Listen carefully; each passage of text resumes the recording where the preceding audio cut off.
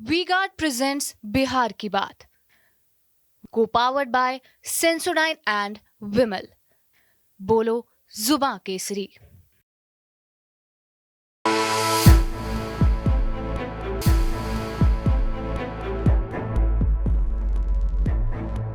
कि उपेंद्र कुशवाहा के को लेकर के सुशील सिंह की नाराजगी ही वजह बनी कि पवन सिंह काराकाट पहुंच गए।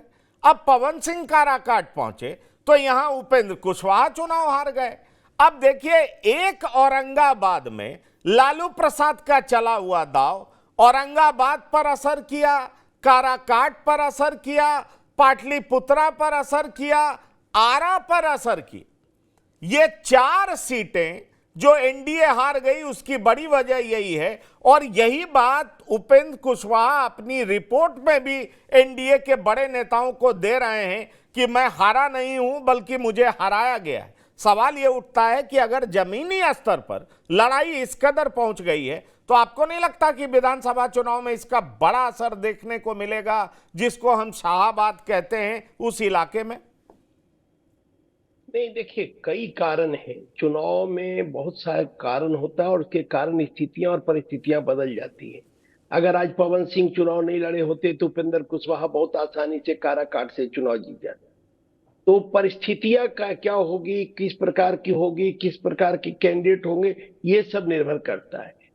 2020 के चुनाव में अगर चिराग पासवान अकेले लड़ने का निर्णय नहीं लेते और जनता दल यूनाइटेड के सभी सीटों पर वो चुनाव नहीं लड़ाने का निर्णय लेते, तो मेरा आज भी मानना है किसी भी कीमत पर तेजस्वी यादव सबसे बड़ी पार्टी का तगमा हासिल नहीं कर पाते। अगर वो ऐसा करते, चिराग पासवान एनडीए गठबंधन में रहते, तो 20-25 सीट पर तेजस्वी यादव सिपट जाता। और आगे भी जो चुनाव होगा विधानसभा का, अभी तो उपचुनाव है, अगर ये 5 सीट को देख ले तो 5 में आज की तारीख में तो 4 उसी के विधायक हुए ना। और अगर 20 का पैमाना मानिए तो 3-2 का रेशियो है। 3 महागठबंधन के लोग जीते, 2 बीजेपी के और एनडीए के लोग जीते हैं। तो कमोबेश यही रिजल्ट इस बार भी आएगा उपचुनाव में भी करीब, क्योंकि जो सीटें हैं ने वो अपने अपने क्षेत्र के एक तरह से वो बड़े नेता रहे हैं। अब रामगढ़ की सीट है तो जगता भाऊ क्षेत्र का नरिश करते रहे, लंबे समय तक उस क्षेत्र का प्रतिनिधित्व करते रहे, तो उनका एक अपना दबदबा है। सुरेंद्र यादव का एक अपना दबदबा है। जीतन राम मांझी का अपना एक उस पहचान है। हालांकि वहां से उदय नारायण चौधरी चुनाव लड़ते रहे, कई बार जीतते रहे, लेकिन लगातार स्पीकर रहने के बाद उदय नारायण चौधरी की वहां से हार हुई और लगातार 2 चुनाव से उदय नारायण चौधरी हार रहे हैं। जबकि उदय नारायण चौधरी भी उस इलाके में बहुत बड़े और कद्दावर नेता है। और आप देख लीजिए ना, पिछले चुनाव में लग रहा था कि गया में बहुत जबरदस्त लड़ाई होगी, लेकिन जीतन राम मांझी आसानी से जीत गए। 1 लाख से अधिक वोटों से जीतन राम मांझी जीत गए। तो विधानसभा और लोकसभा में अलग अलग परिवेश रहेगा।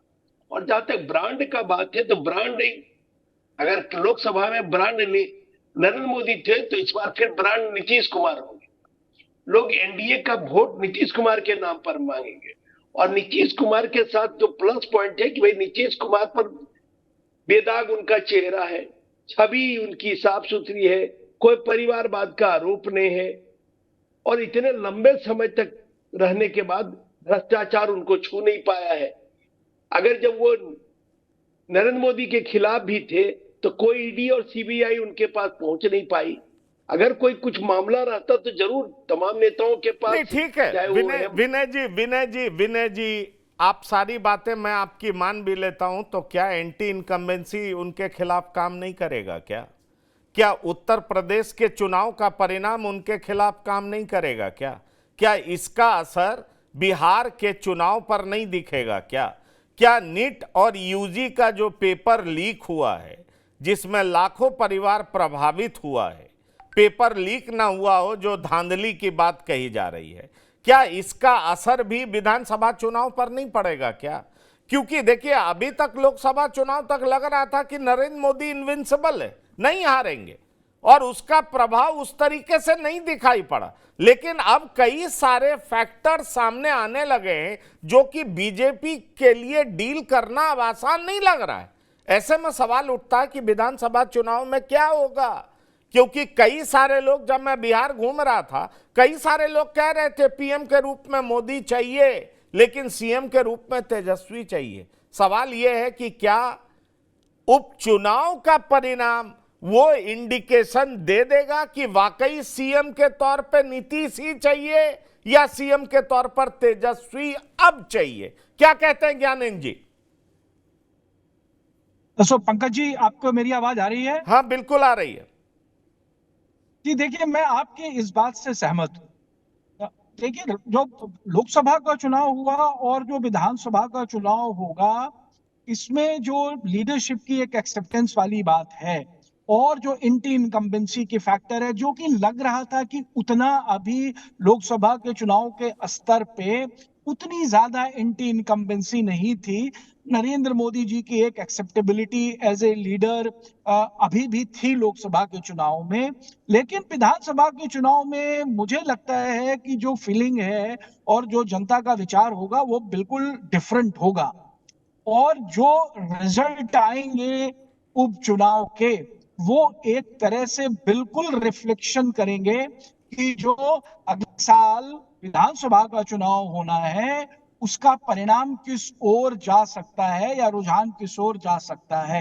देखिए, जातीय जो समीकरण की बात हम कर रहे हैं और जिस तरह से लोकसभा में इंडिविजुअल कैंडिडेट और जाति समीकरण की वजह से कुछ रिजल्ट सामने आए हैं, कई जगहों पर अप्रत्याशित रिजल्ट भी दिखाई पड़ रहे हैं, ये सब बातें अपनी जगह ठीक हैं। लेकिन उपचुनाव जब होगा तो उसमें जो जनता वोट करने जाएगी वो अगली बार किसकी सरकार बननी चाहिए उसका कहीं ना कहीं उनके दिमाग में यह बात होगी। वो बिल्कुल लोकसभा के पैटर्न पे जो अभी वोट डाले गए हैं, सिर्फ उसी पैटर्न और उसी समीकरण के आधार पर विधानसभा के उपचुनावों में जनता वोट नहीं करेगी। जब जनता विधानसभा के उपचुनाव में वोट करने जाएगी तो वो कहीं ना कहीं उसके दिमाग में ये बात जरूर चल रहा हो, विधानसभा चुनाव में हमें किसकी तरफ जाना है, जो रुझान किस तरफ। वी गार्ड प्रेजेंट्स बिहार की बात, को पावर्ड बाय सेंसोडाइन एंड विमल। बोलो जुबां केसरी।